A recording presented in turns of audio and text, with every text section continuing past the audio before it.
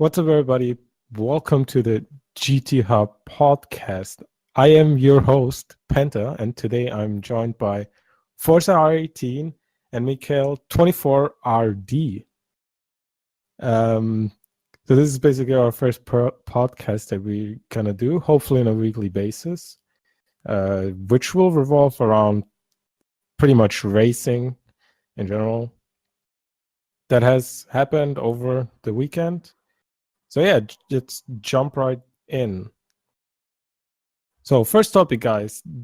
DMSB president Hans-Joachim Stuck wants to get rid of balance of performance in DTM, since he basically thinks that it is useless and it's caused more trouble than good, and yeah, it's basically useless.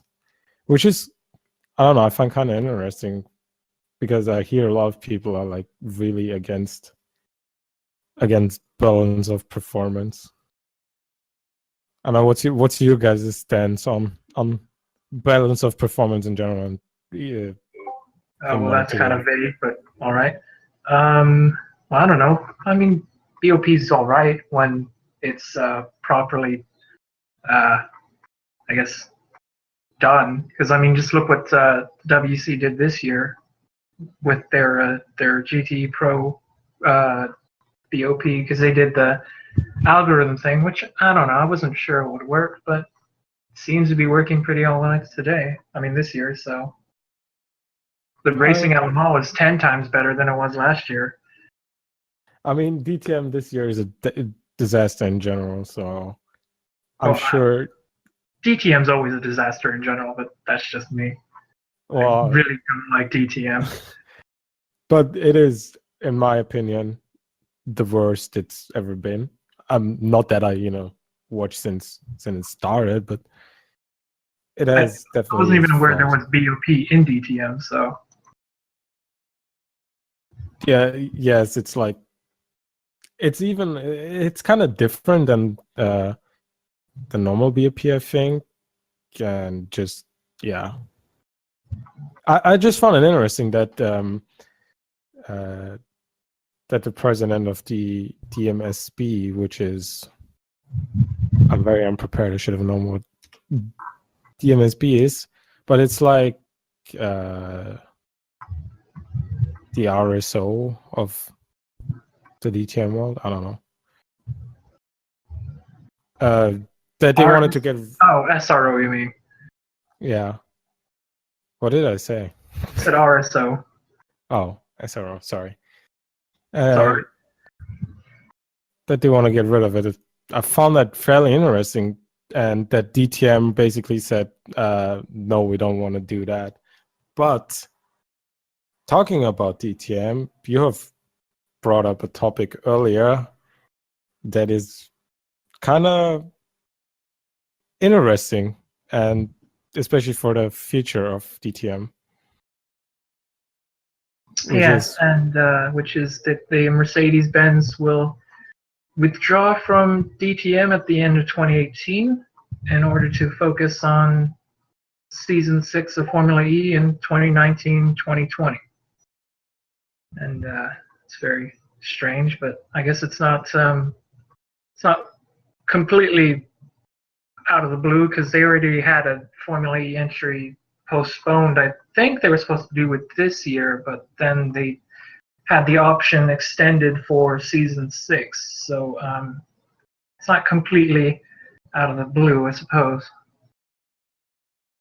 I'm really not up to date on the Formula E topic. I just find it kind of like drastic that they say, all right, we're going to pull out of DTM completely and we're just going to focus on Formula E from now on, which is, kind of odd, because Mercedes has been there from the beginning, and it's not like they've been performing bad. So it's a bold move, very interesting, I find, especially for the future of DTM. I do want to point out that. Sorry, go on. I do want to point out this. While it might sound half surprising, sometimes it's not, because remember, I think Audi, despite like a little different like reason, they actually left WEC and they went to Formula E as well. So I'm surprised that they're like, I think Formula E adding more manufacturers to their, because I think we have BMW joined in as well, right, for Andretti. Well, BMW was like the Audi situation. They were already involved with a team, but Audi said that they were focusing on Formula E, but the withdrawal from the WEC. But really, that was just due to Dieselgate, and they're not going to be a full manufacturer team like BMW until next season, because this year they were just a partial factory effort, like they've been. They weren't really a full factory effort per se. Actually, I'm great. And also I'm surprised that Mercedes actually decided to leave DTM. I think they won a few championships, if I remember. Well, like, really, Mercedes are like the longest of the current makes to be in DTM, because, well, besides Audi, of course, but who knows how long Audi's going to be there. BMW isn't even in DTM from what I've heard. They really don't like DTM. The only reason why they're there is because Audi and Mercedes are there, because they follow them everywhere. So that means. Go ahead. If Mercedes does leave, then that means there's only going to be two manufacturers in DTM. Yeah, Audi and BMW. And really, it's just Audi who's really willing to use DTM, because BMW would much rather be in WEC or an LMP1 in Le Mans. That's a disaster, I guess, for DTM. Like, I think they're trying to like. Are we really surprised though? Because like their popularity has been declining. Really, I mean, it's a German series designed for German manufacturers, and they haven't really had any interest in making sure other countries are represented, because if they really were interested in doing that, then they wouldn't be stipulating to Super GT how they should run their rules. Because if anything, DTM's trying to adapt Super GT rules and then ruining them for some weird reason. Which is I don't know why a problem in itself. I'd say, like, I don't see the point of them doing things together while they're like both GT500 spec. It's like, just, Super GT do your thing and DTM do your own thing. I don't get that. The whole merger thing's only because they're similar cars, but I think the whole merger actually came from the Germans themselves. I think the DTM came to Super GT to have the idea to have like a global series so that they could have more exposure. Because that was where, I don't know if you guys remember the DTM America thing that never happened and was never going to happen, but that whole disastrous thing. I think that came from the DTM themselves. So. No, I actually didn't even know about that. Yeah, this was when slightly before IMSA merged with the Grand Am, because I think Grand Am was supposed to have the DTM America. I think that's what it was called anyway. That's interesting. I didn't even know that either. And I'm actually an IMSA fan, so I didn't even know this is happening. It was supposed to happen. Like, if it had happened prior to the merger with IMSA and Grand Am, I think this would have been the 4th or 5th season, possibly. Because the whole idea behind it was that they were manufacturers join the DTM Super GT thing, and I guess it would be run to DTM rules with whatever the specs are. I don't know the specs of DTM at that point, but I don't know. V8, I think. Was it? I see something like that. And the hope was that GM or Ford or Fiat Chrysler would be like, oh yeah, sure, we're going to jump in and support this series domestically with marketing money, but they don't even do that domestically, so I don't understand where they're going to find millions of dollars for this random series that isn't gonna work in America. It was never gonna work either, so I don't know where that pipe dream even came about. That's a good question. I honestly don't know why DTM has not followed the books of or the notes of Super GT. Like they're trying to. Well, they tried. Like next year, they're gonna have that four-cylinder like engine that they have in Super GT. But the catch is, it's gonna be a spec engine, so manufacturers can't make the engine. You know, the thing that is arguably the most important part of the car is the engine, and they're going to make it a spec part. So I don't understand what the point of that is. What is the point of spending millions of dollars on a car and then not being able to put your own engine in it? What's going to be the spec engine? I don't have it on hand, but it's the I think what Super GT uses the four-cylinder, doesn't it? Little 4-liter, or not 4-liter. I'm getting everything wrong right now. Let me check. Maybe I can find. Fours or something like that, but they're something small. But that's what Super GT runs, and DTM is going to start using that engine next year. But they're going to be spec engines. So Mercedes and Audi and BMW are all engine. Which would kill the series anyways, if Mercedes is leaving or not. I think at that point, it's just, whatever. The series is done. Do whatever you want. I don't really understand the point of that, but basically Super GT wins. That's it. That's Super GT has always been better than DTM. Like, in any metric you measure it, like, the cars are faster, they're more, the racing's better, there's more teams involved, everyone's more excited about it because they engage with the fans more than DTM does. And it's not as exclusive. Not to mention good-looking cars. Well, yeah, really good-looking. DTM runs a 4-liter V8, by the way, restricted to 500 horsepower. Yeah, and if I remember right, I think Super GT has smaller engines that are 150 horsepower more than those in the DTM. So, yeah. So DTM's kind of screwed because of that. I don't understand where their thought process is. I mean, honestly, I don't understand the point of DTM. It is literally a German series designed to market German cars, but then they decide that they want to be like the Japanese, but then decide that they don't want to be like the Japanese and adapt their rules. It makes no sense. They basically want to be the finest.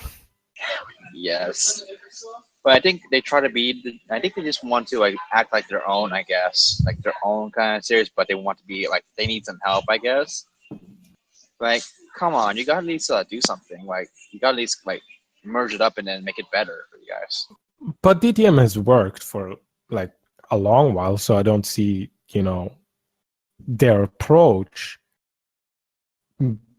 Maybe they try to make Super GT like DTM and expand their brand. I don't know. It's a weird thing. It's a really weird situation that they really shouldn't have gotten themselves into, because DTM is pretty. It's not terrible. It's just they've kind of gone in a different direction than they should have been in the first place. Like, 90s DTM was pretty awesome. Like, they had Alfa Romeo, they had Opel, they had Ford, TTs, they had Fords, they had all sorts of cars, and that was when they were actually a real touring car category. They weren't like a false prototype-esque thing that they are now. Well, I actually don't have a problem with the GT500 concept, but no, neither do I. I like GT500 for a reason. Like, it works as a thing. Like, it's a car you recognize, and it has road car tech in it, and it works. The way that Super GT works is that it's backed by manufacturers, unlike DTM, which is like this board that doesn't consist of anyone, and that's probably why Super GT works better than the DTM does. Which, by the way, go ahead. Which, by the way, the three manufacturers are Lexus, Honda, and Nissan. For those who don't know. I should have clarified that, huh? Oops. GG, mate. GG. Well, Super GT Japan, figure it out. DTM is a ticking time bomb in itself, anyways, with or without Mercedes leaving. So, well, yeah, I don't understand. It's a series that makes itself reliant upon manufacturer money, but then it seems like they don't consult with the manufacturers as to what they're going to do, which is kind of completely pointless. Like, I don't understand how they can make that a legitimate rule set, but that's what they're doing. I guess so. And it's probably not going to work for much longer. Well, 2018 is the last year because I don't see BMW staying past 2018 with them committing to the WC now. Because with that money, I'm pretty sure they would rather be fielding an LMP1 car. Seriously, why is BMW even staying? Like, why? Like, is there a reason for it, or they just want to follow because they just want to compete. That's it.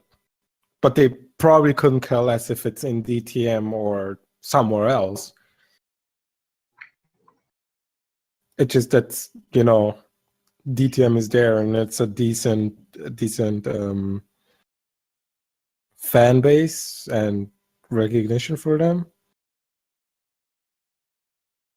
I'm pretty sure Audi and BMW are going to take their money elsewhere, and DTM is probably going to fold in on itself, which, you know, I'm not sure that's a terrible thing, because maybe then they'll actually be forced to remake themselves into something that works better, because Audi can take that money and go do something else with it that isn't Formula E, maybe an IMSA program of some sort.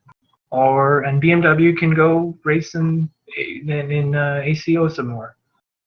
I don't know, but I don't see them staying in DTM to just keep it afloat. I could see Audi just, you know, further developing their GT3 program. I think that's where, maybe that's what DTM becomes. Maybe it becomes a GT3 thing, but then that kind of defeats the purpose because that's what GT Masters is, isn't it? Yes, it's all GT3 cars. Yeah, so then what would be the point of having DTM be that point? Like, because then there's a VLN as well. So true, but just gonna have series stepping on each other. This doesn't make any sense. Yeah, but what I mean is, like, if Audi leaves the DTM, they would probably, you know, further. I'm pretty sure they'll end up on GT3. But like, I don't see the point of them staying as the only ones in DTM. BMW is more or less going to leave. Like, they hate the DTM. So maybe we see an LMP1 car from BMW after I don't know how many years. Well, hydrogen's on the way, and with the 2020 rules, maybe they come in earlier. I don't know. It'd be exciting to see. It would get me to watch LMP stuff again, to be honest. Really? You weren't watching it already? No, I don't. I feel kind of, I don't know. I'm just more a fan of the GTE stuff and GTLM. Oh, whatever. no. GTE, GT cars, they provide great racing, but I don't know. I actually agree with Forza. There's a lot of big racing. Heck, you should probably see what happened at this year. Le Mans, big battle for the end right there. I sadly couldn't see the Le Mans race. I wasn't at home or had internet access. Damn, I feel your pain, bro. I do feel your pain. All right. Want to move on to the next topic? I feel like we spent plenty of time on this topic. It felt like an hour, but it probably wasn't that. More like 30 minutes or something. Maybe it was an hour. I don't know. It is 30 minutes. Oh, excellent. I have excellent timing when I don't know it. All right. IMSA at Lime Rock Park, double win for Porsche. Was it a double win? I think it was. It was a double double win and a double podium for Porsche, actually. First win, right? First win for the new 911 RSR with the mid-engine, and it was a 1-2 in GTLM, and in GTD it was a 1-3. So overall, perfect performance for Porsche in this race. Perfect for Porsche. They love Lime Rock Park. It's a perfect track for Porsche, I guess. I don't know. They always seem to be at the front there. Yeah. Meanwhile, one of the Corvettes ended up actually being involved in an accident with one of the Fords due to a mistake from one of the drivers. Was the number 4 C7R of Tommy Milner, I believe. And Tommy Milner. It's Tommy. Right? Oh, yeah, I think it was a 67. What happens? I think he got caught off by the Ford, and then end up spinning out and then hitting the Ford. From the pictures, it looked like it was the 67 that kind of like moved over a little bit, and that caught out Tommy Milner, and then that caused him to lock up and spin into the Ford, which took them both out of the race. Well, actually, no, they came back in later, but they weren't in for the win anymore. But they lost. The number 3 car had problems as well, and ended the race early. So both Corvettes, no luck again. I think the number 3, finished 4th. Yeah, no, it did finish 4th because it was challenging the BMW for the final podium spot. And they actually, I haven't really actively watched all of the IMSA race, sadly, but what I've seen, it was a great race, a lot of good battles, and a lot of drama. It was very clean. GTD was, for whatever reason, they all decided that they were going to be bumper cars that day. I don't know why, but yeah, very interesting racing. You should take away the prototypes and they'll be fine, to be honest. Well, Long Beach. Too small for prototypes, so no, you can't have the Long Beach without prototypes. That's just not possible. No, I mean we already had that happen this year, and oh my god, that was just nope. Actually, IMSA is like a series where I'm interested in the prototypes, unlike Le Mans, for whatever reason. I can't tell you why, but it seems like much more enjoyable in IMSA than it is in Le Mans, for me at least. The balance of the prototypes is a lot better in IMSA. Maybe that's just because the prototypes are simpler than the WC. Maybe that's what it is. But even then, the WC, when they had Audi and Porsche and Toyota racing against each other, the balance was great, and they were using different tech. So it's not like you can't have close racing with different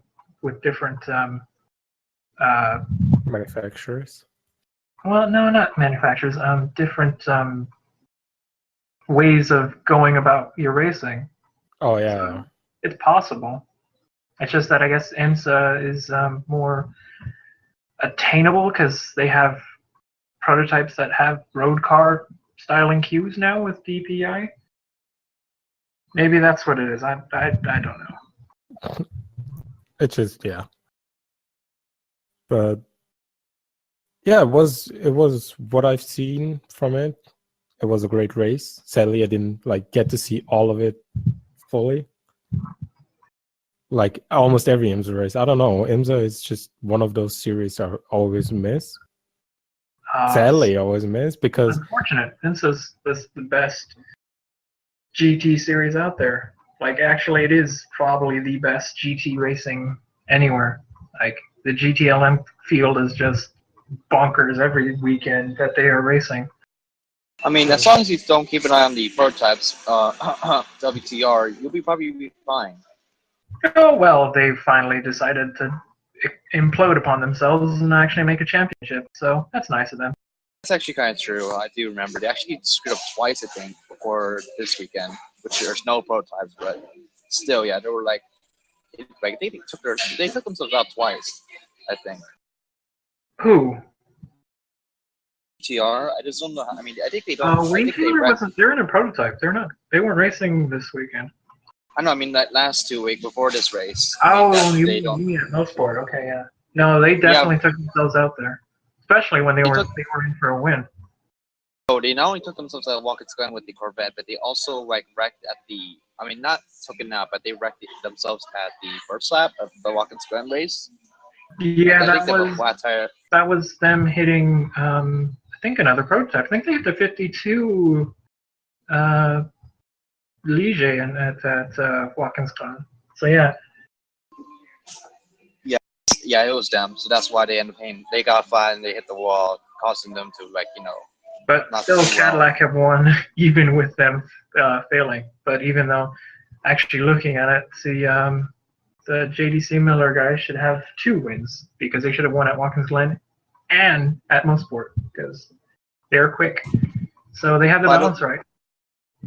I'm trying to look at the replay of what happened with the Corvette and the Ford. I think it was just like some kind of a block went wrong with the Ford.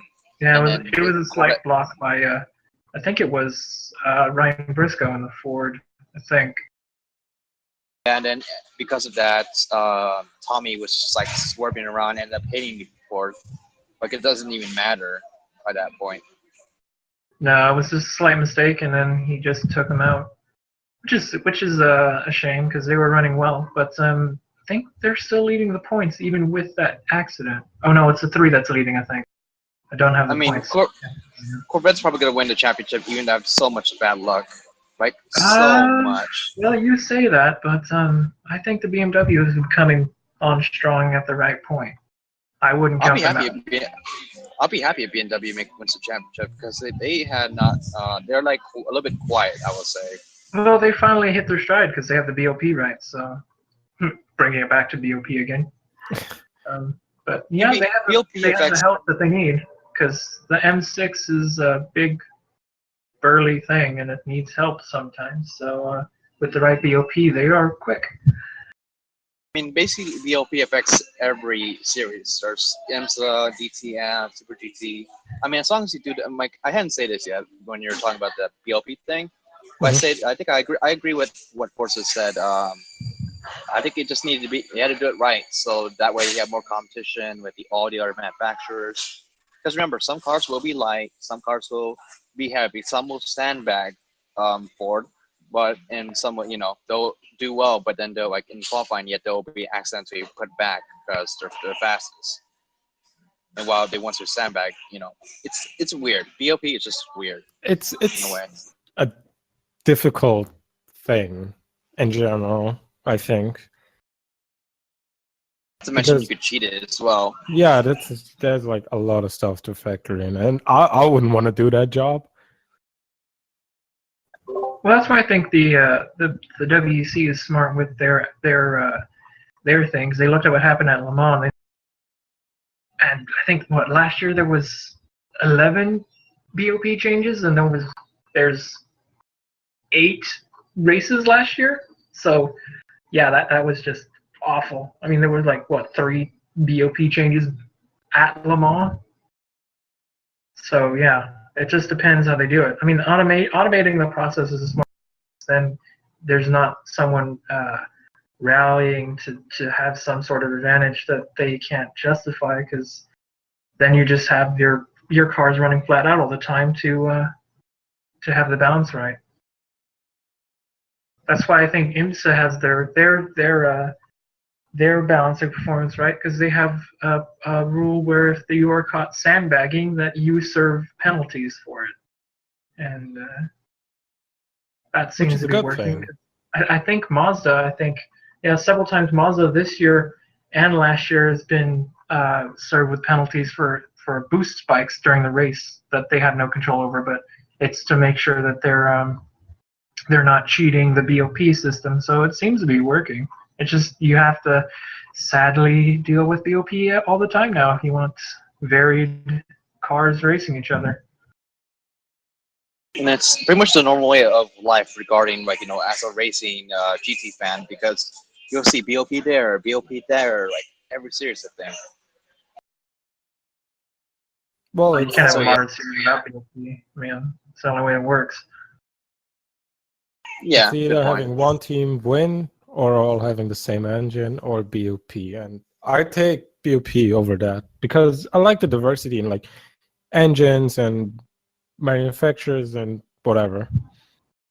I Well, agree that's as well. the reason why BOP works is you have them all vary in differences. If BOP wasn't, if GT3 would not work if BOP wasn't a thing, because there's no way you would get a V12 Aston Martin to work with a V10 Lamborghini or an Audi or a Porsche or anything else. BOP works in that general way.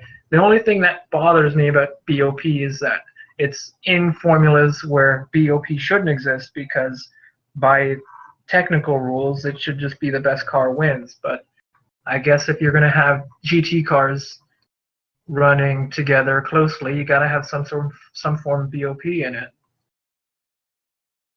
As long as you're not killing the motorsport with it, I don't see a problem. It's a controversial topic. Some people are for it, some are against it. It's like a never-ending story, really. But it's a story that you're going to hear for as long as there's close racing, I guess. And probably even longer than that. I mean, as long as GT racing lives on, like it doesn't matter what series, you're gonna have BOP. I'm just saying right now. No, well, no, that's the only way it'll work. There's no way it'll work without it. Unless you find some magical way, which hopefully GT4 just works out of the box, because otherwise, it's a different kettle of fish. GT4. Let's segue into that topic. GT4 is looking very, very interesting. A lot of new cars, a lot of interesting cars. Yes, interesting is the word that I would use for that. I think, because I don't know, a McLaren and Audi and a Mercedes AMG is just not my idea of a GT4 car. But I guess the cat's out of the bag, so I can't make them go back. No. So, by the way, what's the GT4 races, by the way, for those who don't know, especially me? GT4 is basically like a baby GT3 car, basically. I don't know how to simplify it other than that. It's a souped-up road car or dumbed-down GT3 car. Well, actually, no, yeah, I'll put it that way. GT4 is actually basically a road car, but with a roll cage in it, is how I would put it that way. Because like the new Audi R8, what is the name of it? No, LMS. The Audi R8 LMS GT4 is the name of the new GT4 car from Audi. It's basically, from what they say, it's the road car with a roll cage in it. That's how they tell you that, basically. So. But what's really going on under the hood is another thing. Well, I actually think it's true because, interestingly, from their GT3 car, they say 70% of the new GT3 car is a road car, basically. So if you use that with the GT4 car, it's probably actually true what they say, except with racing brakes and strip down everything in a roll cage. It's probably true. So technically, if you had the money, which if you have an R8, you probably do. You probably do, yeah, exactly.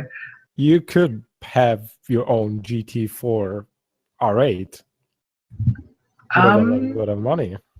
Yeah, technically. I think someone actually did that for a while in the 24-hour series. I think they raced them in Dubai and a couple other races. Can't remember who it was, though. That's why you need it. Go ahead. Fortunately, you need to do it then. You should do a GT4 car. Yeah, if you give me the money, I'll give you a GT4 car. No. No, that's why I love the 24-hour series. If you have something that's a race car, they find a class for you and you just race. And I think that's a great way to get a lot of people into racing themselves. And yeah, I like that. Can't remember who it was. I think it was the Breukers family who did the Audi road car race car thing. But I think it was a GT3 car, not a GT4 car. if I remember right. To Dubai is too long ago. I can barely remember what it did Well, yesterday. no, this was years ago. This wasn't in this year's race. This Oh, was, I think, 2 or 3 years ago when that was running. I can't necessarily remember. Someone out there remembers, but I can't remember. the internet knows. The internet knows, yeah.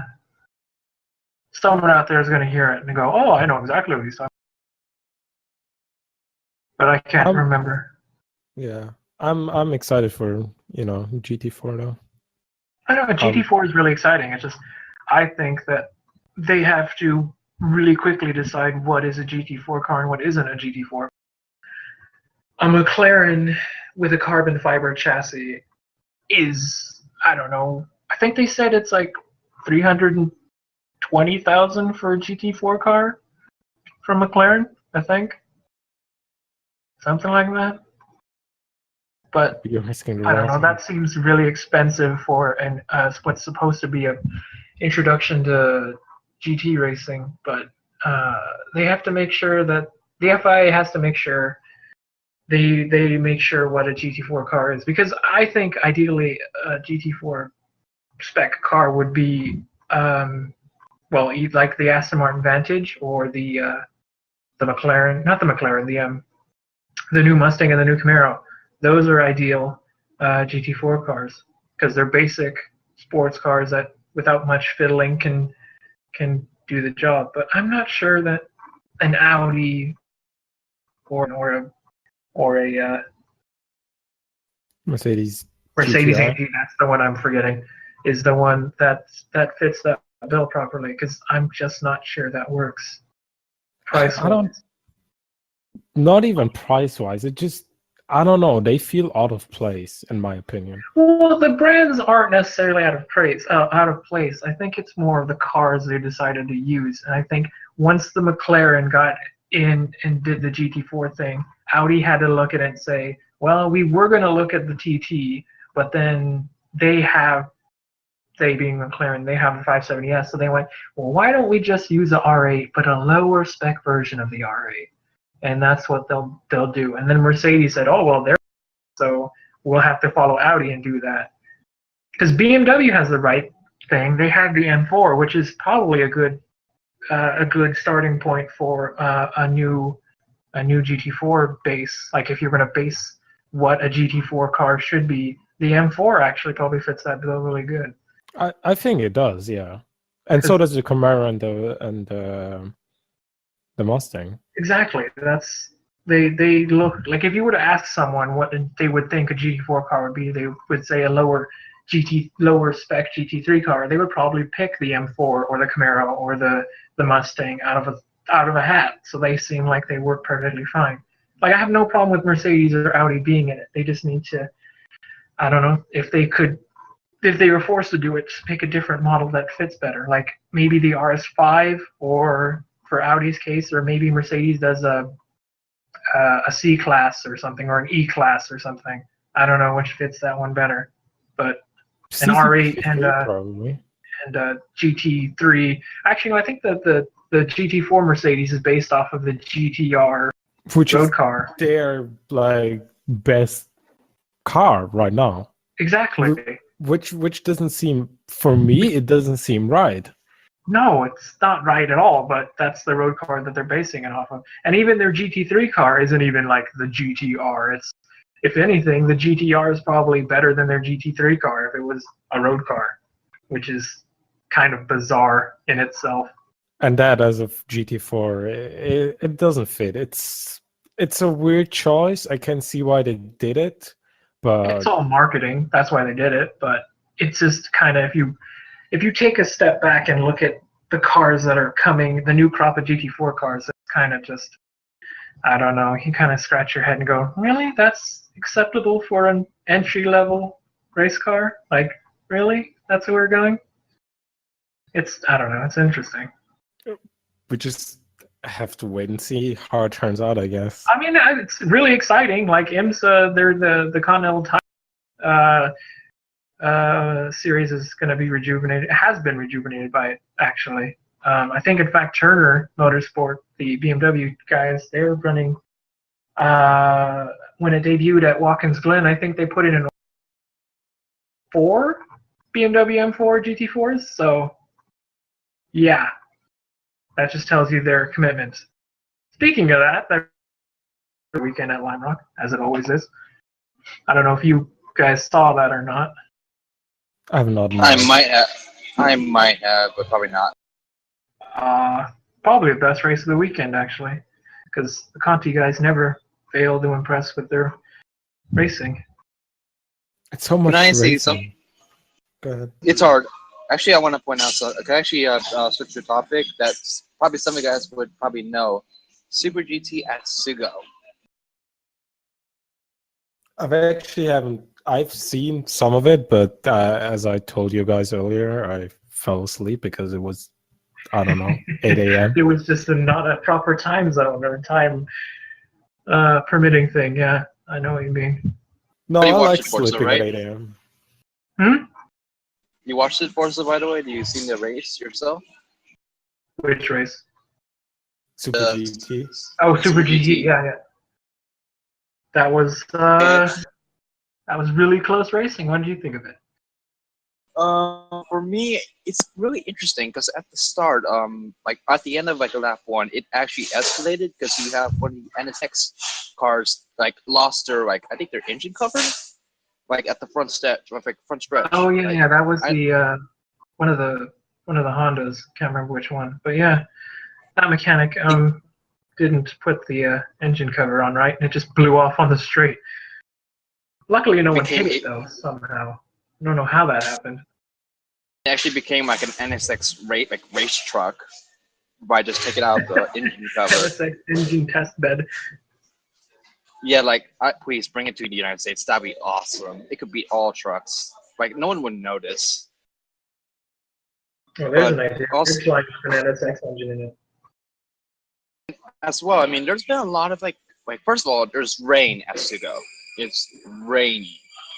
I think there's some mistakes with some of the teams. For example, what was the team that John is in? John Martinborough? I can't even say the name right, but I think it was Calzone. Jan 12, Martinborough? right? Yeah, the Nismo driver. Yeah. He was on the His team. car. I think he's on.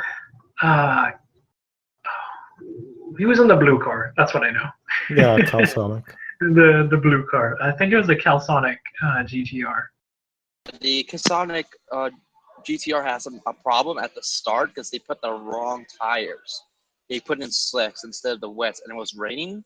So yeah, that seems like a bizarre decision to me because they weren't the only ones who did that. And I was just, you were looking at the coverage. We're watching it, and we can tell it's raining, and they're there.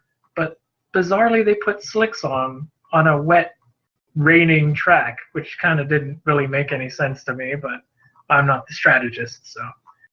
Heck, they even got passed by the GT300 car. Yeah, that was embarrassing. That was a huge shame for Sonic. And yeah, there was a lot of rain. Then become dry. Then there's rain. Cars were just like hitting each other in Sugo. Like a lot of contact spins. Like wow. I mean, I actually joked about the whole race during the chat in Newsville TV. I said that Sugo is basically officially Bristol Motor Speedway in a way because there's like so much hitting. And at the end of I think it was almost at the end of the race. It was between the S-Road GTR and the other Lexus. I forgot the Lexus name, but I think it was a Sard Lexus. I think it was the defending champion Lexus. Yeah, the Lexus and the Nissan, they were competing for first place. Like it was that close. And right at say the half, I think it was half of the track. Right when they almost finished on the final lap, the clouds opened. Literally, the clouds open and it started raining. And everyone has slicks on. So the Lexus went off the track, and then you have the Nissan that also went off the track, and then they would contact just 3 turns left, contact GT. Something about it. I think it was actually on the second to last turn. I think is when they made contact with each other. Yeah, so they made contact right there, and the Lexus managed to hold off the Nismo, not Nismo, but the S-Road GTR, and won the race. Nismo, same difference. Ace Chio gets a podium for GT500, which is very nice. second podium, I think, because I think it got one last year. I'm not sure if it was GT500 though. Might have been GT300. Yeah, it might be different. I'd say GT500. I think they Nismo TV guys made the same mistake. I think, or close to the same mistake as I did. Oh, but yeah, it was just. It's just blame Sam. It's Sam Collins' fault if you got something wrong. He's supposed to know everything. By the way, shout out to Sam Collins and everyone at Nismo TV. But yeah, hope you'll see this one day. Yeah, if and you're come listening. on the podcast and talk to us. That would be very great. They all Sam Collins on to TV. Sam Collins to GTHub right now, please. But anyways, yeah. But Suzuka was really interesting. I mean, I had to say that was one of the most exciting races I have seen, in my opinion.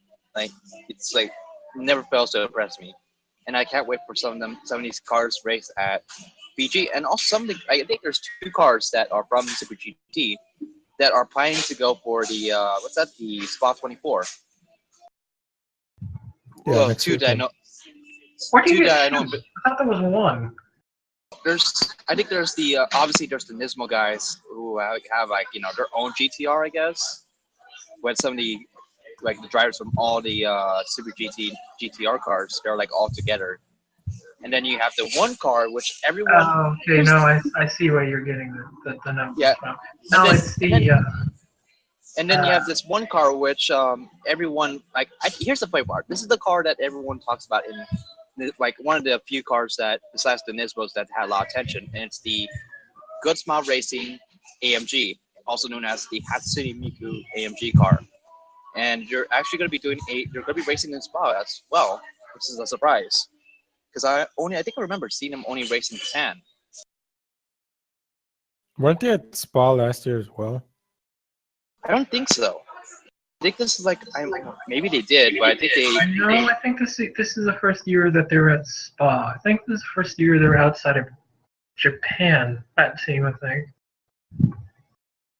I'm not sure. Think this is the one of the most popular cars in Super GT, and heck, us people outside outside Japan will recognize that car because how can I say it?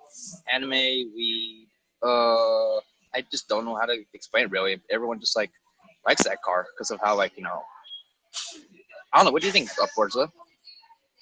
Regarding this GSR car. See what they do. I don't really follow the team that closely, so I don't know how well they do actually in Super GT. So you're asking. Spa 24 is an interesting pick there for their debut in Europe. But they have a driver lineup. They have not Nakajima. It's Knob. no, it's he was a Sauber F1 driver. I can't remember his name. Let me look at the list right now. Oh, you have it, so you can save me from myself. It's Kazuki. No, yeah, it's the drivers for this year is Nobuteru Taniguchi. I can't even do Japanese. I'm sorry. I do apologize, but it was Nobuteru Taniguchi and. You offended all of Japan with your pronunciation. I am so sorry. I can't even speak. But you should take a look at Wikipedia. They already have all the information. Yeah, I'm looking it up right now. I cannot. I'm going to blank. I cannot speak Japanese to save my life. I really can't. I'm so sorry. Yeah. And the funny part is I actually like this team. I think there's that and there's the Prius GT300 car that I like. That's his name. I was completely wrong. It wasn't even Kazuki. See, you got it wrong and I got it wrong. The 00 Good Smile Racing and Team Ukyo Mercedes-AMG GT3 with Nobuteru Taniguchi, Tatsuya Karuoka, and Kamui Kobayashi, not Kazuki Nakajima. Just a Kobe. Oh, so I guess we have an F1 driver in there, I guess. That'll be interesting. Well, that's what I was going to say. It's interesting they have him there. That's why, but I couldn't remember in my mind. I think I didn't see him on a GT300 list, so he's probably doing it for Spa only. Yeah, it is only for Spa. He's not their full-time Super GT driver. The other two are. But yeah, I mean, I'm pretty sure everyone's gonna look forward for that team race outside of Japan. It'll be great. I hope they have a good performance. Hopefully. So speaking of that, well, they should be running well because I think someone will correct me if I'm wrong. I think it's Ram Racing that's running their car at Spa. So that they have a good team behind them. hopefully that works out. And which, by the way, regarding that, there's Spa next week. I mean, this weekend, right? Or next weekend? Well, this weekend. I hope it's this weekend. Otherwise, I have my calendars all wrong. No, it's this weekend. Any predictions for the Spa 24? Lots None of whatsoever. chaos. Actually, there's one thing that'll actually happen. Rain will inevitably happen at some point in the race. It always does. Other than that, I have no idea who's going to win. The question is when, because last year it was like in the last half an hour or so, that was a lot of drama. That was a lot of drama. Yeah, exactly. Then there was that one year, 2 years ago, that it was just raining the entire race, and that was nothing but rain. So rain will be in the race at some point. You just don't know when and for how long. What do you think is going to win? Do I have to pick a winner?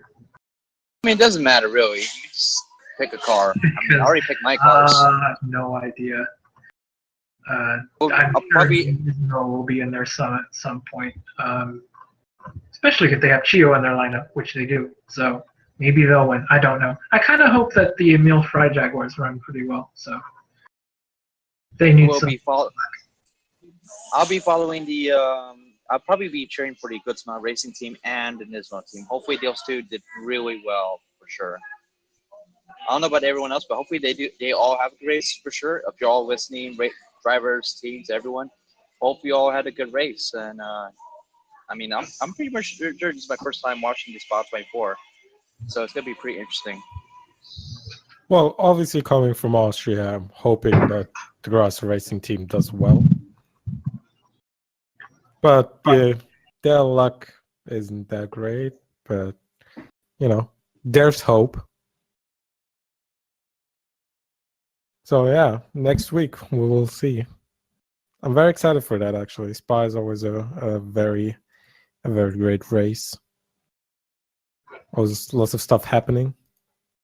It's always lots of drama, and see what happens. Well, hopefully the racing is good. Maybe it compensate for the weird pit stop rules that they have there for some weird reason that I still don't understand.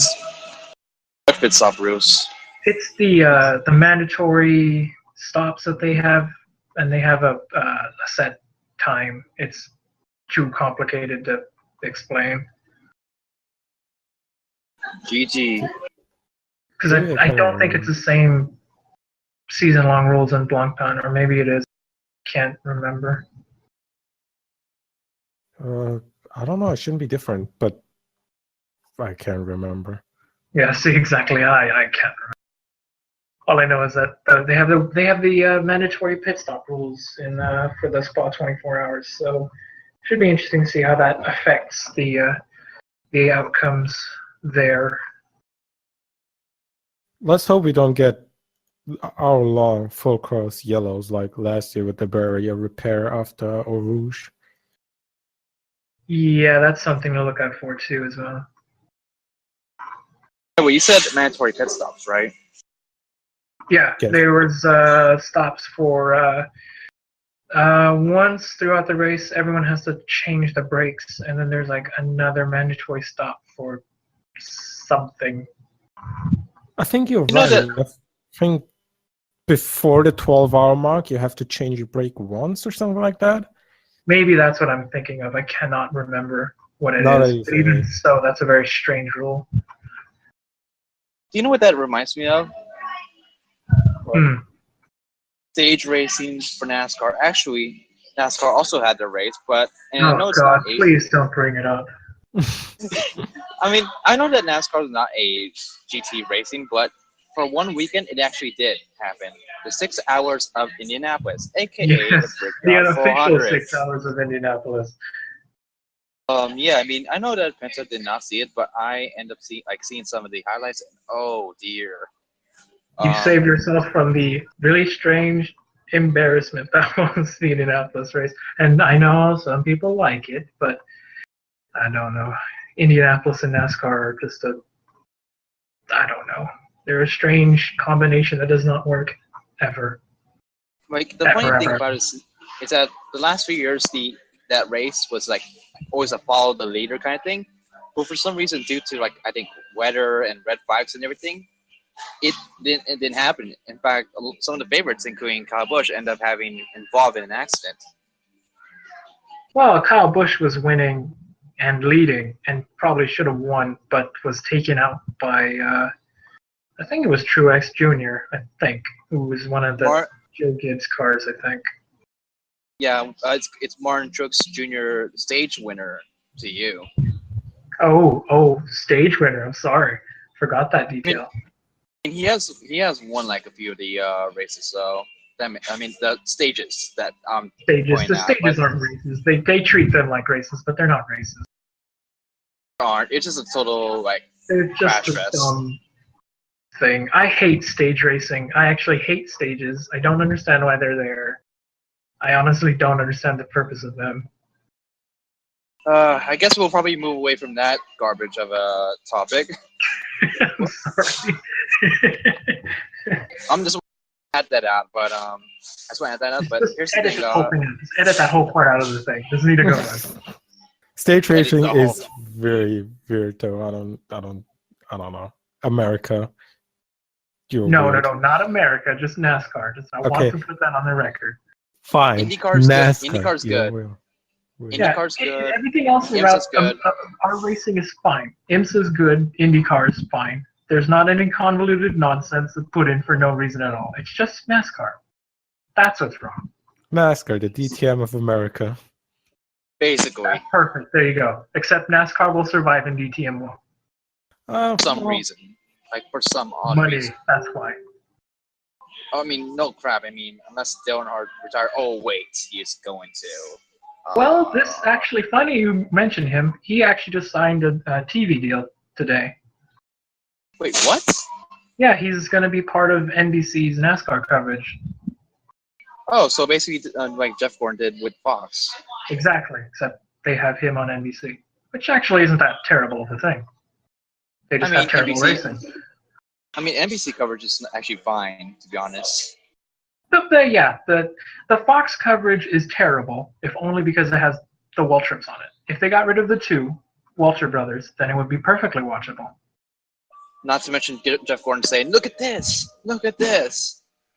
I mean, does he do that? I haven't noticed. He does that a few times, but I mean, he's a good driver and he's somewhat of a good commentator, but he might need to tone down a bit. He did well on this. He has to do that. Someone on their broadcasts always has to tone it down to the lesser common denominator of their fan base, because that's what they do. I mean, the good thing is he's almost recently retired driver, so he knows what kind of cars there are. So, exactly, that's the good point. My only bone to pick with Jeff Gordon is that he's not racing. He should come race with Corvette, is what I'm trying to say. Yes, Le Mans 24. He should go race at Le Mans, which he said he would do, but Fox has NASCAR coverage, so he can't do it. But, what's a paycheck for some racing? How about this? Jeff Gordon's Nismo team for sure, GTR. How about that? Yeah. Put that false rumor out there. Yeah, let's do it. Confirmed. Confirmed, yes.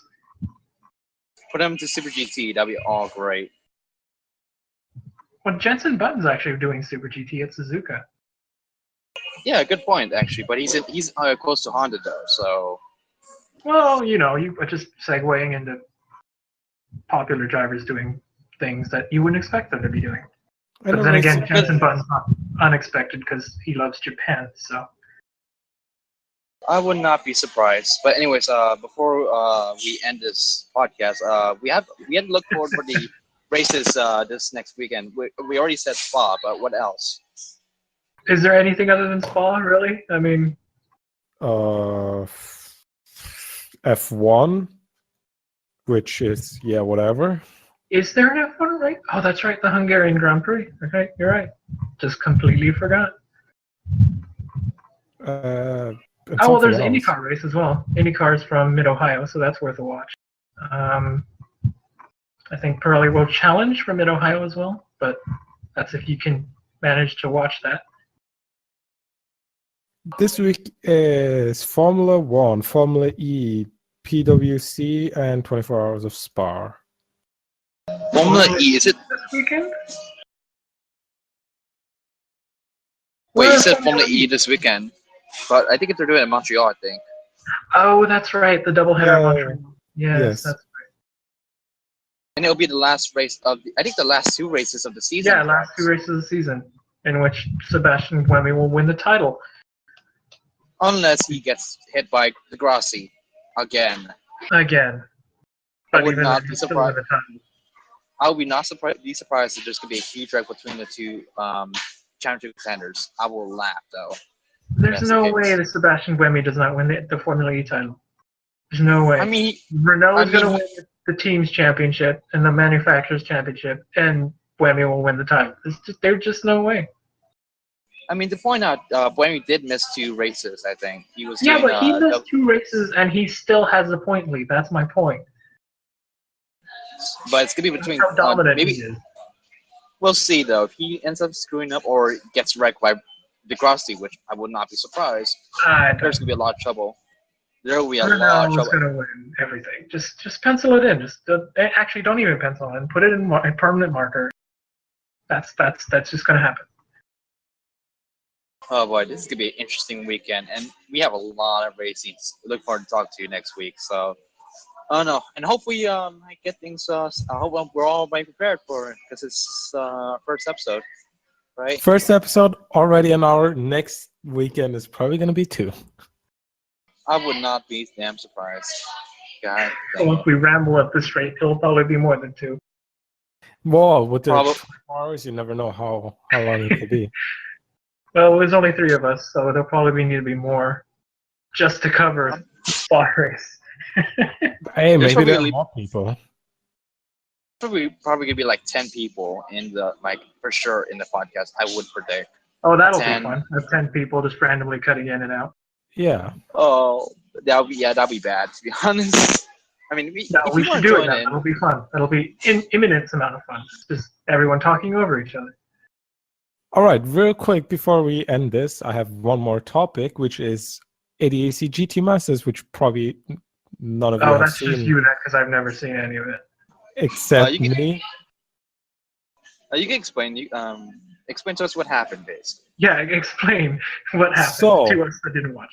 The Friday race was pretty okay. The Corvette won, Jules on, and what a surprise there. What a surprise indeed. It went okay, except for the number 63 or the number 19, I don't know. One of the Grasser racing cars, which was running in second, I think, or something like that. They were running pretty far up and then just spun out 10 laps. So he basically bottled himself off. Well, the problem is they had tire problems, which was like a known issue, but the team couldn't do anything about it. So where were they running anyway? Actually, oh, sorry, they were running at Zandvoort. Ah, okay, explains that then. I was going to say I don't remember where they were running. So it's the one time that they're not in Germany then. Exactly. The second time. Really? Where else do they run other than at the Red Bull Ring? Oh, of course. At least Corvette win. Yay! That makes sense. And the second day it was even crazier because it was pouring down from the start. Both of the Grasser cars were like running great again. And yes, I'm talking about them a lot because that's my favorite team. And I didn't even know Grasser had cars in that series. I thought they only did Blancpain. No, they do Blancpain. They do 24-hour CST, GT Masters. They do IMSA sometimes. They are everywhere. Oh, well, now I know. The more I know. And to be honest, Penta, we understand you're like, talking about our favorite team. So I would talk about my favorite team, and I think Forza talks about his favorite team as well. No, my team is sadly gone. Oh, sorry. Brings Sorry. up bad memories. But you were talking earlier about Super GT, the one team running on slicks while it was raining, and one of the Porsche teams did exactly that as well, which is fairly odd because if you know it's racing, well, that heavily, why would you run on slicks? So they came in on the formation lap and started from the pits. And then they promptly passed everyone because everyone else was on slicks. No, everybody was actually on rain tires except them. Oh, well, never mind then. So they got passed basically because of it. Well, they didn't. Well, in the formation lap, they came in and started from the pits and were like all the way at the back. Okay, so they did the right thing, I guess. Yeah. Well, technically, the right thing would have been to fit rain tires on during the. Because everybody else did, and it was raining fairly heavily. But it was a crazy race as well, obviously due to the rain. Then again, any race around Zandvoort is pretty crazy because that track's pretty just awesome. Yes, that is true. It's a great track. But it was a double win for Audi for the Land Motorsport cars. Of course. In the rain, and actually one of the BMWs crashed at the end and taking on one of the Corvettes, which was not surprising. Not surprising at all. Doesn't matter what Corvette. It's not surprising that one of them has to be taken out. It was a nasty accident. I can show you the pictures later. But yeah, overall, a fun race at Zandvoort, the second one on Sunday. Both Grasser cars got taken out. Well, one got taken out by one of the Audis, and the other one got taken out with technical engine problems, sadly. So my weekend was ruined, but it will be fine. Spa is coming up. Your weekend was ruined? Yeah. I mean, my weekend's ruined when I did bad at Assetto Corsa, so don't worry, dude. Just don't worry. But yeah. Also, you want to add in one thing regarding favorite teams? Do you know? Remember, you said that your favorite team's gone, right? Forza. Yes. What about it? Well, it is going to be coming back. Well, in spirit with the Mazda Racing DPI. Oh no, yeah, I should elaborate on that actually. I meant just Yoast in general. So yeah, it's good with the bad. Sad year this year, but next year really exciting because they get Mazda. So yeah. So next really good news for IMSA and for Mazda. So should be interesting to see what they can do with that car because it has pace. So. And he's gone. And he's back again. All right. I would say on that note. Yeah, before he disconnects again. This is it for the first episode of the GTHub podcast, which was a hell of a ride. Eventful, interesting. Any other words to describe it? Disaster?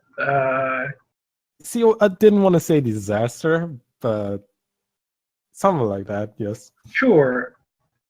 Unexpected. Let's go with unexpected. Perfect. With this unexpected podcast, we will be back next week, next Monday or Tuesday, with the Spark 24-hour special. Probably we have a few more people in there, and hopefully a few more people. Hopefully less disastrous. And yeah, thank you for listening. Thank you for joining me in this podcast. And we'll see you guys next week. Bye.